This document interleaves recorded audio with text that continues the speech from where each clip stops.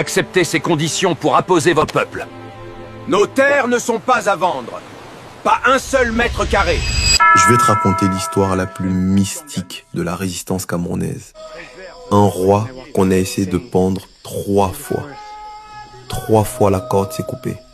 3 fois il a refusé de mourir. Son nom, le roi Mayessé. Et ce que la mer a fait de son corps, tu ne l'oublieras jamais.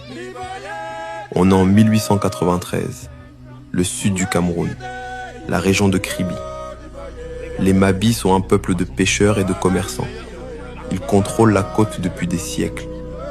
Leur roi, Mayessé, n'est pas juste un chef politique, c'est un gardien spirituel. Il protège le biéri, les reliquaires sacrés qui contiennent les ossements des ancêtres, le pont entre les vivants et les morts. Les Allemands veulent la côte. Ils veulent l'ivoire et le caoutchouc de l'intérieur.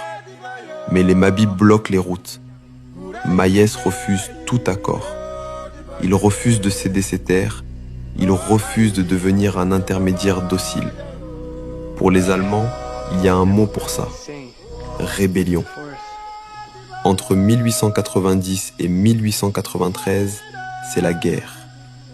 Les Mabis utilisent leur connaissance de la forêt et des criques. Mais les Allemands ont des mitrailleuses Maxim. Ils ont la Schutztruppe, des Hans Dominique qui massacrent les enfants et donnent les femmes comme butin. La résistance faiblit. Mayès finit par être capturé. En prison, on lui propose de s'évader. Il refuse. Il sait que s'il fuit, son peuple sera massacré. Alors il choisit le martyre.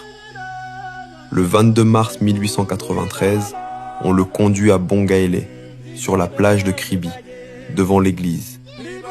25 soldats, 28 de ses compagnons de lutte vont mourir avec lui. Et là, le mystère commence. Les bourreaux passent la corde autour de son cou. Ils le pendent. La corde casse. Il recommence. La corde casse encore. Une 3e fois. Une 3e rupture. 3 cordes, 3 échecs. Les soldats sont terrifiés. Mais l'officier allemand, un certain Meister, sort son sabre. Avant de mourir, Mayès s'adresse à son fils Tsinga. Va chez le chef Ntonganziou. Préserve notre lignée. Puis la lame tombe. Le roi est décapité. On dit que sa tête fut envoyée à Berlin comme trophée. Son corps, lesté de pierres aux chevilles, fut jeté en haute mer. Les Allemands voulaient effacer jusqu'à son souvenir. Mais la mer a refusé. Les vagues ont ramené le corps du roi sur la plage. L'océan lui-même a rendu hommage à Mayès. Son peuple a récupéré sa dépouille et lui a offert des funérailles glorieuses dans le village qui porte encore son nom aujourd'hui. Après sa mort, les Allemands ont pillé les biéris. Ces sculptures sacrées, gardiennes des ancêtres, ont été volées et envoyées en Allemagne. Aujourd'hui, des centaines sont encore à Munich, à Leipzig. C'est ce que les chercheurs appellent la double extraction. On a volé la souveraineté et l'âme spirituelle des Mabis. En 2023, un colloque international a enfin reconnu le roi Mayès comme un héros de la résistance camerounaise. La corde a cassé 3 fois parce que les ancêtres refusaient sa mort. La mer a rendu son corps parce qu'un roi ne disparaît jamais vraiment.